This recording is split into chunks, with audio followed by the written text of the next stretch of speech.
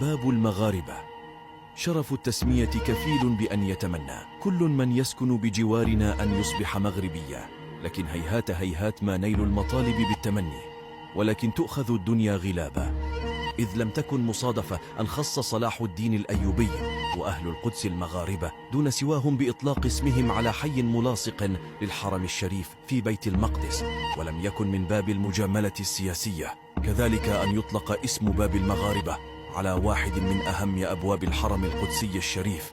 ففي يوم الجمعة 27 من رجب لعام 583 هجرية شاء الله أن ينتصر المسلمون في معركة حطين، والتي فتح الله بها بيت المقدس على يد المسلمين بقيادة الفاتح صلاح الدين الأيوبي.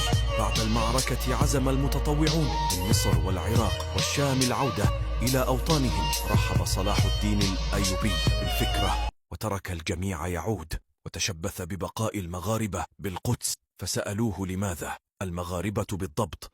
فأجاب صلاح الدين: المغاربة قوم لا نؤتى من قبلهم.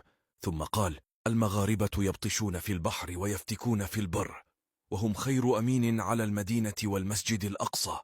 فكافأ صلاح الدين الأيوبي جيش خليفة المسلمين يعقوب المنصور الموحد سلطان المغرب بتسمية أحد أبواب أسوار المدينة التي دخل منها باسم باب المغاربة، وأسكنهم في منطقة قريبة من الأقصى اسمها ساحة البراق، والتي لها قدسية خاصة لأنها محاذية لحائط البراق، بل وأكثر من ذلك، فقد كانت لهم امتيازات وخصائص في بيت المقدس، كما جعل أحكامهم إليه مباشرة، وعينوا عليهم رئيسه كان يسمى بشيخ المغاربة.